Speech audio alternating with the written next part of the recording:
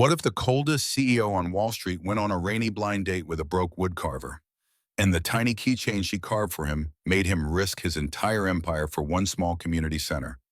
Before we begin, please like this video and subscribe to the channel so you don't miss the next slow burn stories about second chances, found family, and the kind of love that feels more like coming home than winning. The rain came down sideways that night in Brooklyn. It slapped against the restaurant windows in hard sheets, turned the sidewalk into mirrors, and made the streetlights look like smeared gold. Inside, the little place was all warm light and old jazz. The kind of restaurant where the tables were close enough that strangers accidentally overheard the best parts of each other's conversations. At a corner table by the window, Lucas Reed checked his watch for the third time. He sat in a crisp white shirt, dark tie loosened just enough to look casual, not enough to feel it. His hair was still perfect. His expression, for anyone watching, was politely bored. For him, this was practice. Another blind date arranged by people who said things like, "You'll never meet anyone if you don't at least try." Lucas, he had tried. He had met plenty. He had never stayed. The waitress refilled his water glass with a smile that lingered 1 second longer than necessary. "Your date still coming?" she asked. He glanced at the rain, then at her. "Apparently she likes dramatic entrances," he said. The waitress laughed and went back to the bar. He folded his hands on the table and let his gaze drift to the glass. Outside, a taxi sprayed water as it tore around the corner. A couple ran across the street, sharing a newspaper as a shield. A girl in a blue coat tripped on the curb, then laughed, clutching a paper bag to her chest. He watched them the way he watched stocks impersonally, as if they were lines on a chart. It was safer that way. A memory nudged him, uninvited. A smaller table years ago, a different woman across from him, all bright lipstick and gleaming hair. His phone on the cloth, screen glowing with an alert about the market collapse that would take his family's fortune down with it. Her hand on his at first. Then, a week later, the same hand setting a key on the table between them. "I didn't sign up for this," she had said. "I can't build my life on what-ifs." Lucas, what if he bounced back? What if he didn't? She had chosen not to find out. He had watched her walk away without moving, learning in real time how quickly love could default to liability. A door slammed open. Cold air and rain swept into the Brooklyn restaurant. "Sorry. I'm so sorry." A voice tumbled in with it. The trains were a mess, and there was this kid under a bus stop with no umbrella, and he turned. A woman stood in the doorway, dripping. Her coat was too thin for the weather, a faded olive thing that now clung to her like a second skin. Her hair, dark and usually probably wavy, was plastered to her cheeks. Water dripped from the strap of a frayed backpack hanging off one shoulder. She blinked against the change in light, squinting until she spotted him. "Lucas," she asked. He raised a hand. She hurried over, leaving small wet footprints behind. When she got close, he saw that she was younger than him by a few years, maybe late 20s. No makeup, or if there had been any. The rain had stolen it. Freckles scattered across the bridge of her nose. Eyes the color of strong tea. "I am so sorry," she said again, breathless. There was this little girl under the shelter, maybe 9 hoodies soaked through, no adult in sight. "I couldn't just—" She stopped herself. "You don't need my life story," she muttered. "Hi." She held out a hand. "I'm Nora," she said. "Nora Ellis." He shook her hand. Her palm was calloused, warm. "Lucas," he replied. "You're very wet." She barked out a laugh. "Occupational hazard," she said, shrugging out of her coat. Underneath was a plain gray sweater and jeans that had seen better days. "The universe likes to keep me humble." The waitress appeared with another glass of water and a towel. Nora took the towel gratefully and scrubbed at her hair. "I promise I don't usually turn up to dates like a forgotten umbrella," she said. "There was just this kid and I." "You mentioned," he said. She paused, examining his face for a second, as if searching for judgment. Finding none, she relaxed a fraction. "Right," she said. "Okay, before I do anything else, I have something for you." He blinked. "For me?" he asked. She dug in her backpack, wincing when her knuckles brushed something sharp, then pulled out a smaller cloth bag with a drawstring. Blind date etiquette for me is probably different from yours, she said. I make things when I'm nervous. This one felt like it belonged to you. He opened the bag. In his hand lay a small wooden keychain. It was warm from her touch. The wood was smooth, edges beveled. On one side was carved a simple house outline. On the other, words burned into the grain in careful, uneven letters. Home is not a place. It's someone. He stared at it. That's very philosophical for something that fits in my palm, he said. Too much, she asked quickly. No, he said. He cleared his throat. It's good work. She exhaled. Thank God, she said. I wasn't sure if giving a stranger a piece of wood was romantic or serial killer adjacent. He almost smiled. I like it, he said. You don't have to, she replied. But I meant it. About the words. I grew up in places where home was a room number. Finally decided that wasn't good enough. He turned the keychain over. You grew up in foster care, he asked. Her eyebrows rose. You say that like you might actually get it, she said. I lived in nicer houses than most, he said. But I know what it's like to have everything feel rented. Their eyes held for a beat longer than polite. Okay, she said softly. Then we'll share that one. The waitress took their order: soup and grilled cheese for her, steak for him, though he suspected he wouldn't taste it. So, Nora said when they were alone again, tell me something that is not on your LinkedIn. How do you know I have LinkedIn, he asked. Everyone in New York with a blazer has LinkedIn, she said. Don't worry, I didn't look you up. I like to meet the person first, not the resume. That was new. Most people lead with jobs on dates, he said. Most people are boring at dinner, she replied. He leaned back. I work in finance, he said, keeping it vague. Investments. Nothing very poetic about it. Numbers can be poetic, she said, if they're about the right things. He didn't ask what she meant. Barista, she said when he glanced at her, saving him the trouble. And woodcarver. I guess. I make keychains and bookmarks and little plaques at night. Sell them online. Sometimes just give them away. Give them away, he echoed. She nodded. I keep 10% of what I make for free things, she said. For people who look like they need something solid to hold. Kids at the bus stop. Old ladies on stairs. That kind of thing. He thought of the children's charity galas he'd attended. The checks written, the speeches delivered. This woman in front of him talking about 10% of very little as if it was the most natural thing in the world. You live off coffee and keychains, he said. Coffee, keychains, and a little upstairs apartment that leaks when it rains, she said cheerfully. It's fine. I like the sound. The food arrived. Steam curled up from her bowl, fogging the air between them. He watched her blow on a spoonful of soup, eyes closing as she tasted it. You look like you haven't eaten all day, he said. I had a muffin at the cafe, she said. I was going to get a sandwich, but there was this kid by the bus stop last week who had nothing. And I still had $62 in my account and, she shrugged. I've been hungrier. You gave someone your last $62, he said. Not my last, she replied. Just the last for that week. That's still stupid irrational, she suggested. Generous, he said. She tilted her head, studying him.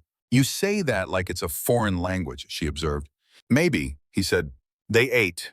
They talked in pieces. About her group homes, the way she'd been dropped off at a church with nothing but a white handkerchief in her name. About the old woman in one foster house who had a stack of library books and let Nora hide under the table to read. About how that handkerchief, now fraying, still lived in her drawer. About his childhood in a house with too many rooms and not enough parents. About the day his father's voice had gone flat because everything was gone. And the week after, when his girlfriend had said she couldn't build a life on uncertainty and left. He did not tell her he had clawed his way back to the top. He did not tell her that if she typed his name into her phone, 100 articles would bloom. He stayed Lucas, who works with numbers. It was the first time in years that version of him felt more real than the rest. When the plates were cleared and the rain had softened outside, they stepped out into the night. The awning shielded them from the worst of it. Water glittered in the street like broken glass. This was, Nora searched for the word, not terrible. High praise, he said. She smiled. It was good. She amended. I like talking to you. And now I'm going to go home before I stay long enough to ruin it. She pulled up her hood. Do you want to see each other again, he asked. Surprising himself, her eyes met his. Maybe, she said. But I think I want to know if you call because you remember the person across the table, not because you're afraid of eating alone. That hit closer than she knew. He nodded. Fair, he said. She squeezed his hand once, quick and sure. Good night. Lucas, who works with numbers, she said. He watched her walk down the block, turn the corner, and vanish into the city. At home, in his penthouse on the other side of the river, he hung his suit jacket on the back of a chair and reached into the pocket to place the keychain on his counter. His fingers brushed wood. 2 pieces, not one. He frowned and pulled them out. The familiar house in quote keychain lay in his palm. Beside it sat a smaller wooden shape, barely larger than a coin. Carved into it were a tiny anchor and a single word, stay.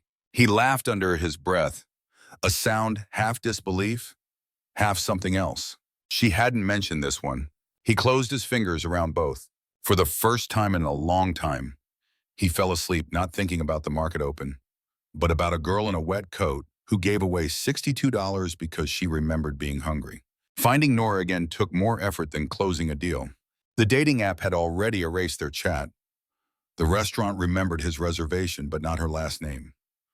All he had was barista, Brooklyn, and the way she said upstairs apartment that leaks when it rains like a punchline. In the end, he did what he did best. He followed the numbers. He went back to the restaurant, this time in daylight. He asked the owner, a man with kind eyes and a coffee stain on his sleeve, if he remembered a woman with a gray sweater and a wooden keychain. Dripping all over my floor, the man asked. Yeah, I remember. She tipped too much. Do you know where she works? Lucas asked. The owner shrugged. She paid with cash, he said, but she had a name tag shoved in her pocket. Ellis. Something Ellis Coffee, 2 blocks over. It wasn't much. It was enough. 2 blocks over sat a corner cafe with a hand-painted sign, Ellis & Sons Bakery. The N Sons looked newer, as if it had been added later with shaking hands. Inside, the air smelled like cinnamon and melted sugar. Nora stood behind the counter, tying a box of pastries with string. Her hair was dry this time. Her smile, when she saw him, was startled and bright. You found me, she said. I follow good coffee. He lied. She snorted. You don't look like you've ever followed anything, she said. You look like things follow you. You'd be surprised, he said. He left with a paper cup and a flyer she pushed into his hand. Later, in his office in Manhattan, snow smudging the view of skyscrapers, he unfolded the flyer. Harbor House Community Center, winter workshops. It read, every Saturday, wood carving with Nora Ellis. Every Sunday, homework help, free meals, safe space. At the bottom, in small letters, no one turned away. He stared at the address, 3 blocks from where his mother used to drive their car faster. Windows rolled up, so he wouldn't see the kids playing on the cracked basketball court. Saturday, he went. Harbor House sat at the end of a block of old brick buildings. Paint peeled around the windows. The sign over the door hung crooked, but the letters were bright. Inside, the air buzzed with noise. Teenagers and younger kids sat at tables, sanding small pieces of wood. Shavings curled like tiny scrolls onto the floor. Someone had painted a mural on the back wall waves. A harbor, a lighthouse. Nora stood in the middle of it all, sleeves rolled, hair pulled back, sawdust on her cheek, soft hands, she was saying, guiding a boy's grip on a carving knife. You're shaping, Mom, not attacking. It's like convincing the future to look the way you want. Slow, steady. The boy rolled his eyes but adjusted his hand. When you have money, you can just buy what you want, another kid muttered. You don't have to carve anything. Nora looked at him. People with money have their own problems, she said. They're just better at hiding them. And sometimes they forget how to show they care. That's why we learn both. How to make things with our hands and how to expect better from people with power. She caught sight of Lucas by the door. Her face lit up. For a second, he felt a strange, unfamiliar sensation of being on the receiving end of someone's unfiltered gladness. He raised a hand, uncertain. She waved him in. Everyone, this is Lucas, she said. He works with numbers. He knows how to make budgets less scary. If you want to ask him why your bank charged you 3 surprise fees, he's your guy. The kids eyed him skeptically. One girl with sharp eyes and a hoodie pulled low, Mia, he'd learned later, crossed her arms. Do rich people actually care if places like this exist? She asked. He opened his mouth, closed it. Yes, Nora said calmly. Some of them do. Sometimes they forget how to show it. Sometimes they need to be reminded that places like this kept kids like us alive. She said it without bitterness, it's just fact. Well, he swallowed, hearing himself in her words. He stayed. He watched her teach them how to hold a knife, how to sand with the grain, how to read the lines in the wood. He didn't say much, but when one of the boys asked, half joking, how to stop his paycheck from vanishing before the end of the month, Lucas found himself kneeling beside him, explaining interest rates with a pen and a napkin. He didn't tell them he was the CEO of the firm that did deals big enough to change skylines. He was just Lucas, good with numbers, bad with small talk. For now, that was enough. The deal hit his inbox on a Tuesday morning, wrapped in clean fonts and optimism. Midtown redevelopment, block acquisition package.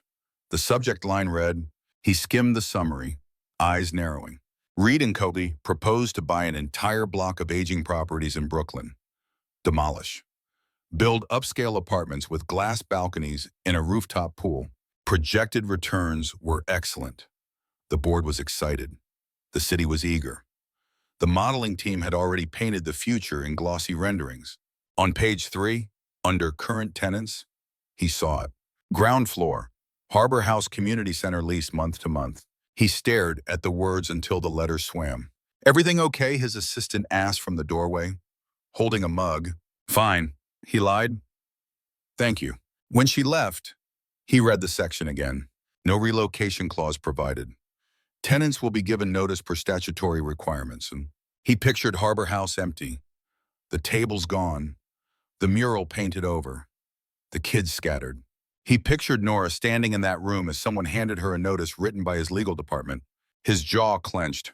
Later, in the boardroom, the deal was hailed as a masterstroke. We're not just building apartments, one director said. We're revitalizing a neighborhood. Lucas heard the words in the way some people heard a fire alarm. Revitalizing, redeveloping. All pretty ways to say we are removing the people already here. No one mentioned the community center. Not once. He said nothing. He told himself he needed more time, that he could find a way to adjust the terms, carve out one floor, work quietly, behind the scenes, where he was good. He didn't want to walk into Harbor House and tell Nora that he was the storm on their horizon. He had never been good at telling someone he loved them bad news. He wasn't even sure what to call what he felt for her yet, so he picked the familiar route, silence. Nora saw his world before she knew exactly what it was.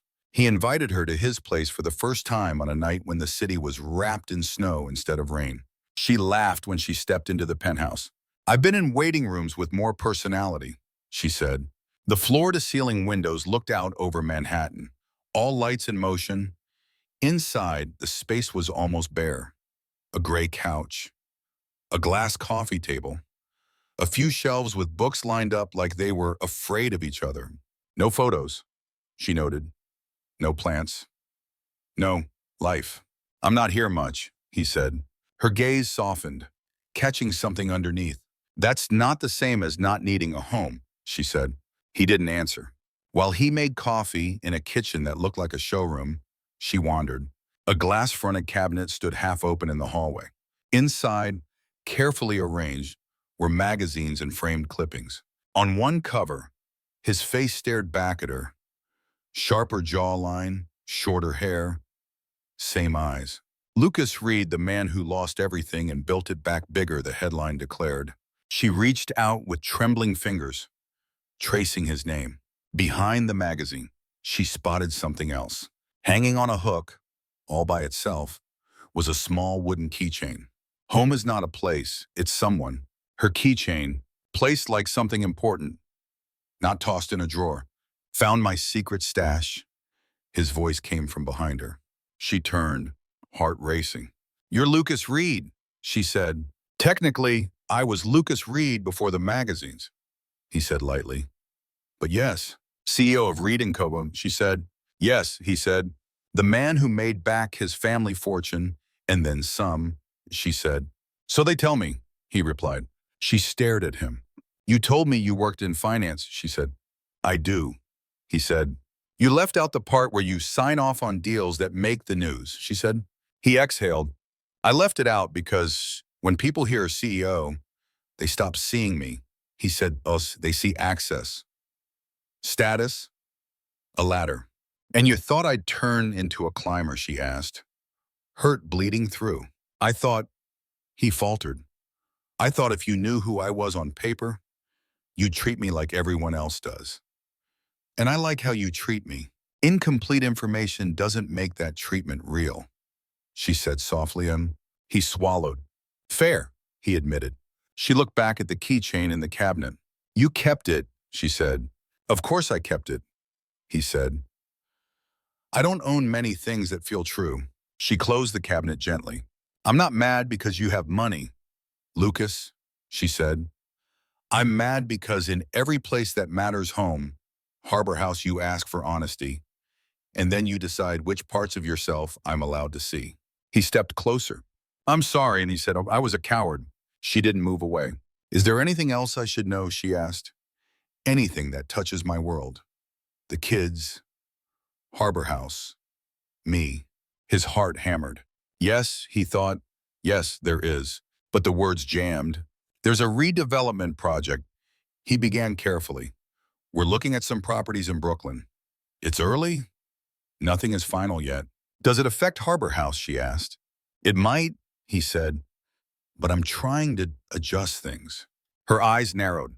Lucas, she said, I grew up with caseworkers who said, we're looking into it right before they move me to a new house. I can smell vague from a mile away. He met her gaze. If something is going to hit you, I'll tell you, he said quietly. I won't let you be blindsided. She held his eyes for a long moment. Okay, she said finally. Then I'll believe you. For now, she touched the keychain in the cabinet once. And I'll leave this here, she added. So you remember you're not just a name on a magazine. Later, when she slept with her head on his chest and the city glowing below, he stared at the ceiling, counting the ways he could still ruin everything. In the end, the screen did it for him, though. The television mounted in Harbor House's common room was usually tuned to cartoons or old movies. That afternoon, someone had left it on a news channel. Nora was setting out plates of spaghetti for the teens when the anchor's voice cut through the chatter. And in other business news, Reed & Co. has finalized a major redevelopment deal with the city. The woman said, the project will transform an aging block in Brooklyn into luxury apartments. Someone turned the volume up. On the screen, footage rolled. Lucas in a suit, shaking hands with a city official, smiling for the cameras. A digital rendering of gleaming towers. Current tenants include a community center on the ground floor. The anchor added, the company has stated it will provide notice according to regulations. Harbor House. The room went very quiet. Nora's hands shook. Sauce splashed onto the table. One of the kids, Mia, arms wrapped around herself, said, that's your guy, right? Every face turned to her. Heat climbed her neck. Yes, she said, that's him? Did he know? A boy asked about this place. He comes here, another said. He taught me about credit cards last week. He had to know. Nora swallowed. She picked up the remote and turned the television off. Eat, she said, voice too bright. We'll figure it out later. They watched her instead of their plates. She forced herself to smile. Seriously, she said, Cold spaghetti is a crime. They obeyed, more out of habit than hunger. She slipped into the office, closed the door, and pulled out her phone. No signal inside the old building. Of course, outside, in the biting air, she dialed his number. It rang and rang. He sat in a conference room across town, phone buzzing in his pocket as a board member droned about ROI. He saw her name on the screen, heart lurching. He let it go to voicemail, telling himself he would call back in 10 minutes when he could say something helpful instead of nothing at all. The call cut off. Nora stared at her screen. Then she took a breath, flagged a taxi, and headed to Manhattan. The elevator ride up to his penthouse felt like entering another world. Polished mirrors, soft music, no graffiti, no peeling paint. He wasn't home. The doorman, recognizing her from a previous visit, let her up anyway. Inside, the apartment was as empty and still as the first time she'd stepped into it. The city sprawled beyond the glass, indifferent. She walked to the hall cabinet. The keychain was still there, the words she had carved staring back at her. Home is not a place, it's someone. Her throat closed. She took the smaller piece from her pocket. Anchor. Stay. She placed it on the shelf beside the first keychain. Then she found a scrap of paper and a pen from his orderly desk. Her note was short. You asked me to believe you would tell me before anything hit my world. Now I've watched it on TV. You chose your world. I understand. She left the note leaning against the glass. Then she walked out of the penthouse, out of his building, and into air that felt suddenly too sharp. Behind her, in a boardroom, Lucas's phone lit up again. He didn't look. 10 minutes later, when he did, it was too late. The board didn't wait long. The redevelopment deal had publicity now. Press releases had gone out. Investors were circling. When Lucas requested a special meeting, the directors exchanged glances. This had better be worth the time, one said. They sat around the long table, the city a blur outside. He stood at the head, the block acquisition file open in front of him. Harbor House's name stared up at him in black and white. I've reviewed the details again, he said. We need to change the plan. A director frowned. In what way, she asked. We keep Harbor House, he said. We carve out a perpetual lease for the ground floor at a nominal rate. We absorb the cost. Silence. That's not what we agreed, someone said. It doesn't change the top line significantly, he said. We adjust the model and maybe we lose a few percentage points. We gain community goodwill. We already issued projections. Another objected. Analysts are expecting. They're expecting long-term value, but he said. Not another headline about a big firm pushing out a center for kids. We both know how that story plays. We're redeveloping, came the crisp reply. Not destroying. The city has other programs. They don't have that one, he said quietly. A pause. This isn't about numbers, is it? The chair asked slowly. This is about your personal attachments. He thought of Nora's face in the news glow. The kids around the TV. Mia's narrowed eyes. It's about whether I can look at myself and believe the line we put in our reports about responsible investment, he said. A few scoffed. Lucas. The chair said, adopting a patient tone, we sympathize. Truly, but the ink is dry. The announcement is out. We can't roll back on a signed deal because you're having second thoughts. Then maybe it's time we tell the truth, he said. About the cost, about whose homes and centers we're tearing down. The room chilled. That would not be in the company's best interest, the legal counsel said sharply. It might be in the city's best interest, he replied. In the kid, in the people who vote. We keep calling ourselves good stewards. I'd like that to be true. You're suggesting we self-sabotage, a director snapped. I'm suggesting we take a smaller profit and a cleaner conscience, so he said. And if we don't, the chair asked, voice suddenly cold. He looked at the file. If we don't, he said, I will step down. I won't stand in front of a camera and sell this as progress. The words tasted like blood. He loved this company. He had built so much of himself into it that the thought of walking away felt like cutting off a limb. but he could not see Harbor House's sign come down with his name on the notice. The board exchanged glances. The decision didn't take long. By the end of the week, an announcement went out not about Harbor House, but about leadership. Reed and Covey announced today that CEO Lucas Reed is stepping down, effective immediately. The board thanks Mr. Reed for his years of service and wishes him well in his future endeavors. No mention of the NDA he signed in a quiet conference room in exchange for a severance package that would keep him comfortable for life if he wanted. No mention of Harbor House. No mention of the fact that his shares were already beginning to slide. He packed his office into 2 boxes, a few books, a photoless frame he'd never filled, and the magazine with his younger face on the cover. He left the building through a side entrance to avoid cameras. In his pocket, his phone buzzed with messages from people who said things like, "We should grab coffee. This is a great chance to pivot." He ignored them. For the first time in a long time, he had no office to go to. He went home instead. Home, to a place that had never earned the word. The penthouse felt larger than before, every echo louder. He set the boxes down and sat on the floor, his back against the couch, staring at the cabinet in the hall. 2 keychains watched him. Home is not a place. It's someone. "Stay. I tried," he told them, voice breaking. They did not answer. He didn't know how long he sat there. At some point, the city shifted from gray afternoon to blue evening. Lights bloomed in other people's windows. He hadn't eaten.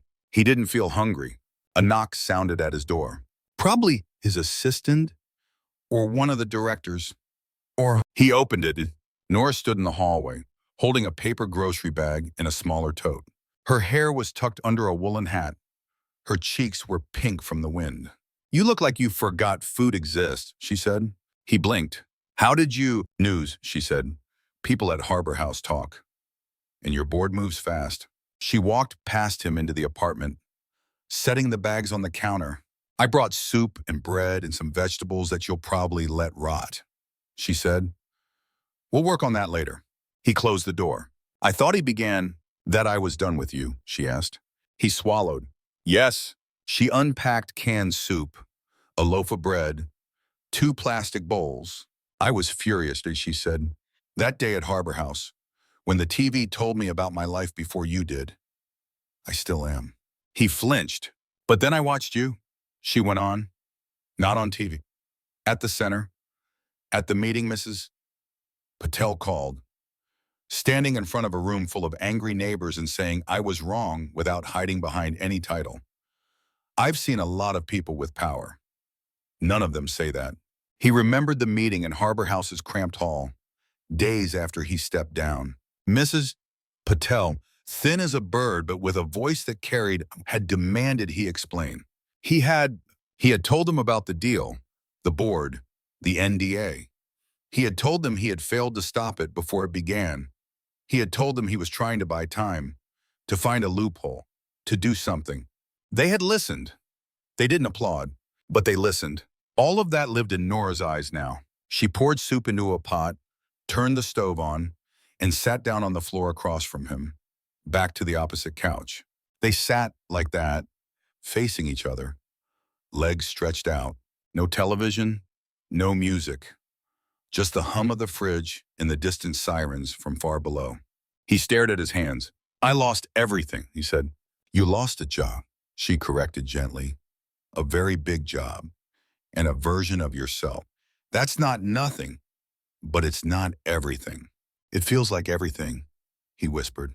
"You built your entire identity around being the man who never loses again," she said. "Now you have to be something else." His eyes burned. "What if I don't know how?" he asked. "Oh, then we learn," she said. "The way we teach kids to hold a knife. Slow, steady." He laughed weakly. Tears spilled over. He didn't sob. It wasn't dramatic. It was worse. Quiet, shaking breaths he couldn't quite catch. The kind of crying that comes from a place older than language. He pressed the heels of his hands to his eyes, but it only made it harder to breathe. Across from him, Nora didn't rush in with comfort. She didn't say it'll be okay or you're strong or any of the usual words people throw like bandages. She let him fall apart. When the worst of it passed, When he sat there with his chest aching and his face raw, she spoke. "You didn't give up that job because of me," she said softly.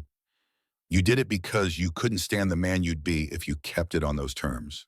He looked up, startled. "So I don't get to be your reward," she continued. "This isn't a movie where the guy sacrifices and the girl appears with a bow. You made the right choice for you. What I do with that is my choice." "That sounds like you're about to say goodbye," he said. "It sounds like I'm about to say something important," she replied. She leaned forward, elbows on her knees. "The reason I came," she said, "is because I watched you choose not to hide. I watched you stand in a room and say I was wrong without blaming anyone else. I watched you listen when Mrs. Patel told you exactly how many kids Harbor House had kept off the streets. And I watched you offer to help even when you had no title left." He swallowed. "I'm still angry you didn't tell me sooner," she said. "I'm still hurt that you tried to handle me like a problem you could solve later." He nodded. "I know," he said. "But I also see," she went on, "that you're not the man who stood in front of that camera with a smile while my world trembled anymore.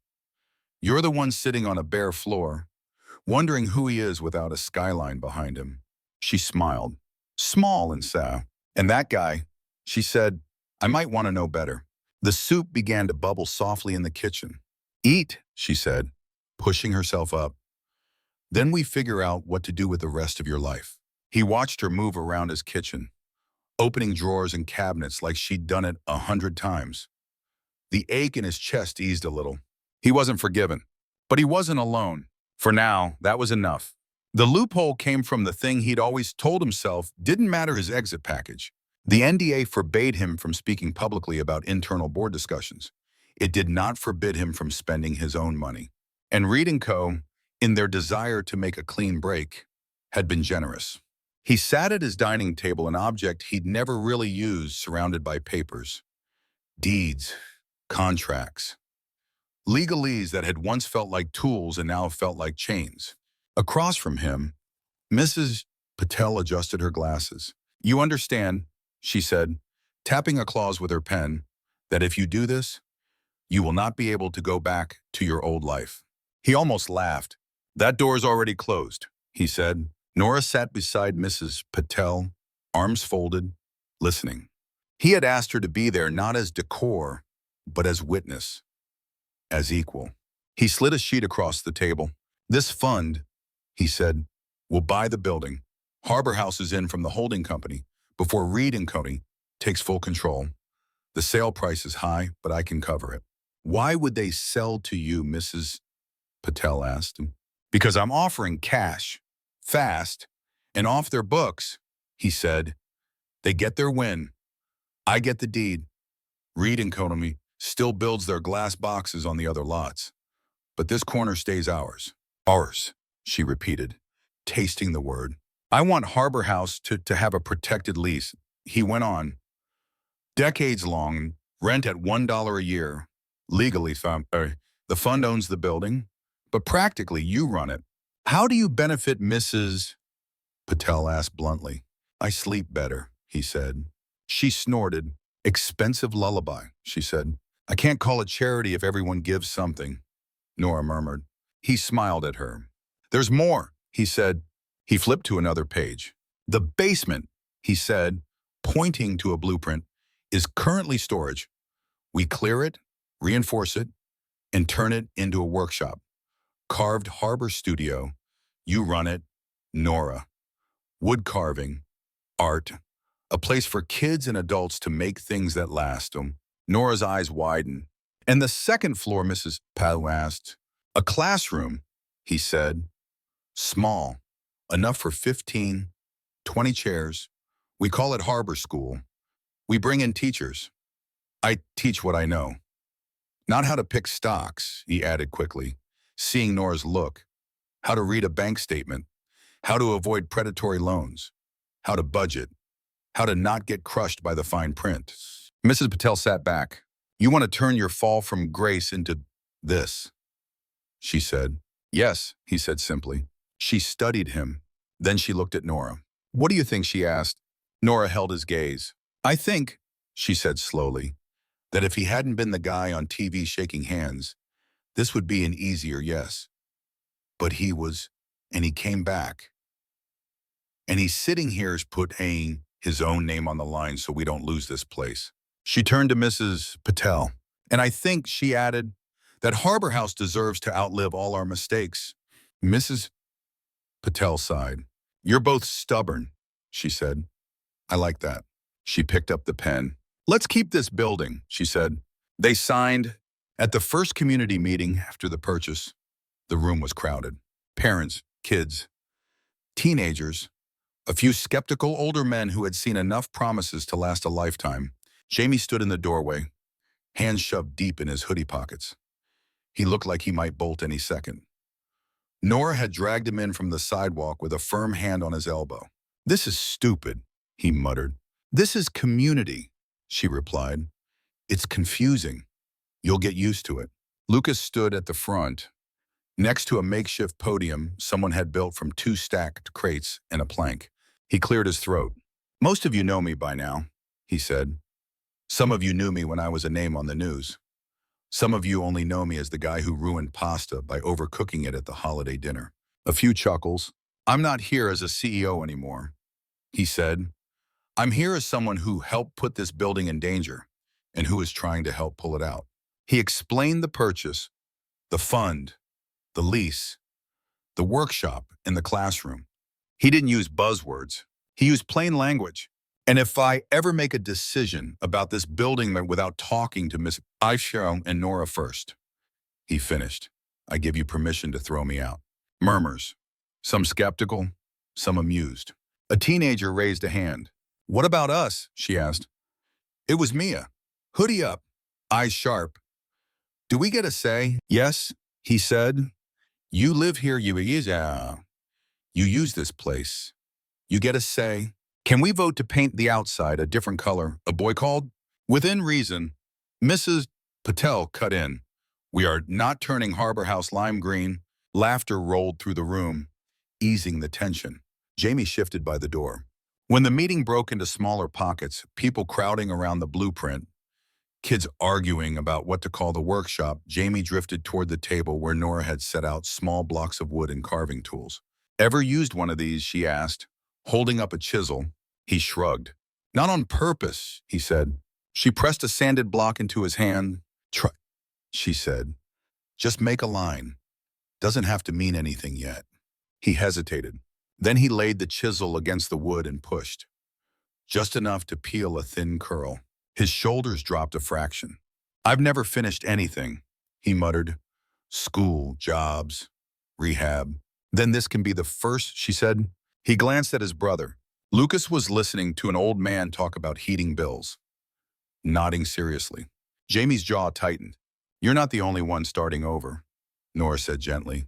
He looked down at the wood. Okay, he said. Months blurred. The building changed. The old sign still said Harbor House, but now, beneath it, a smaller one read, Carved Harbor Studio and Harbor School. Kids who used to loiter on the corner introduced themselves at the door instead. Downstairs, the basement smelled like sawdust and hope. Nora moved between tables, helping a little girl sand the edges of a heart, showing Mia how to carve letters into a plank. Mia, who had once sat at the back of the room with her hood up, now leaned over her work with fierce concentration. What are you writing? Nora asked. Mia glanced up, cheeks coloring. Something dumb, she muttered. Nora waited. The girl sighed. Please stay, she said quietly. For my mom, for me, for this place. Nora swallowed. Not dumb, she said. Very brave. Upstairs, in a bright room with mismatched chairs, Lucas drew numbers on a whiteboard. Interest, he said, is like gravity. It pulls. Sometimes it keeps you on the ground. Sometimes it yanks you into a hole.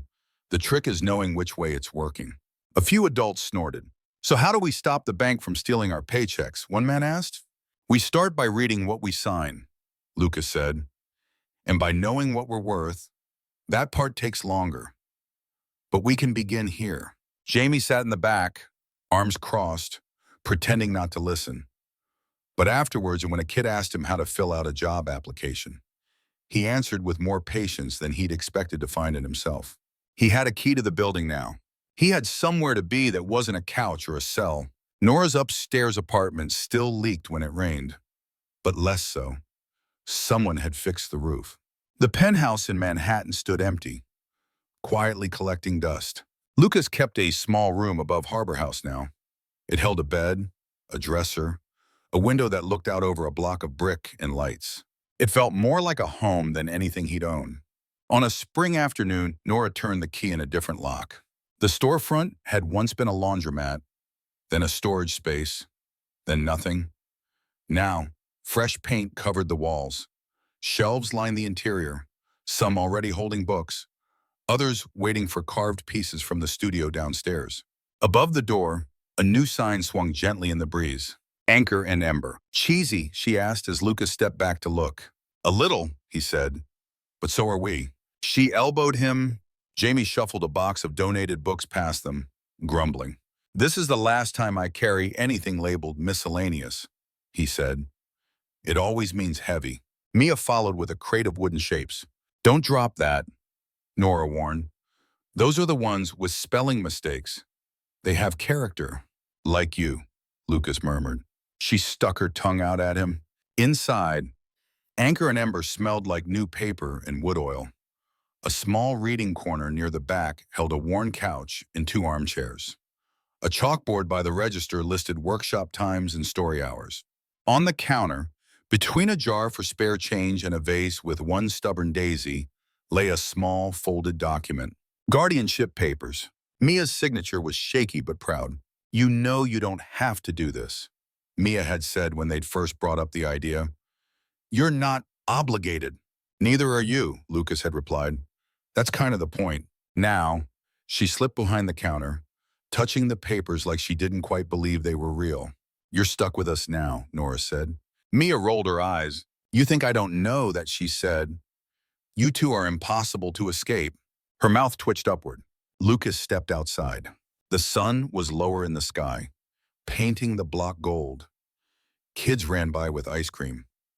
Someone argued good-naturedly about music from a car. He held something small in his hand.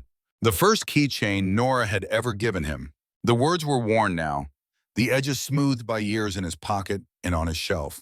He pulled a small nail from his pocket, found the spot directly under the Anchor and Ember sign, and hammered gently until the nail held.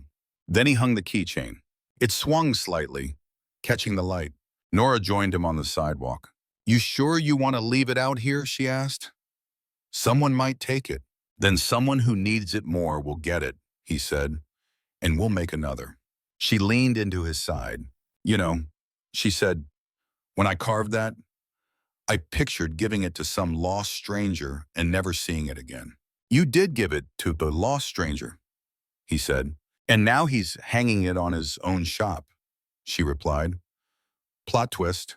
He watched the keychain sway. I used to think home was a number in an account, he said quietly, or a title on a door. And now she asked, and he looked at the window. Inside. Mia laughed at something Jamie said, throwing her head back. Mrs. Patel shelved books with ruthless efficiency. A little kid pressed their face to the glass, staring at the carved animals on display. You, he said, them, this block. A room where kids argue about paint colors and interest rates. She smiled. You're getting sentimental, she warned. I think I started the night you walked into that restaurant, soaked to the bone, he said. In that case, she replied, I should probably keep making you late to things. He laughed. The wind picked up, lifting the edges of the sign, setting the keychain tapping lightly against the brick. Home is not a place, it's someone. Nora reached for his hand. He laced his fingers with hers. They stood there under the sign with the little carved house, anchored in the middle of a street that had once been a line on a spreadsheet and was now the center of their map. The city moved around them. The lights came on, one by one. And for the first time since he was a boy, Lucas Reed did not feel like he was falling. He felt simply bound that he had finally stayed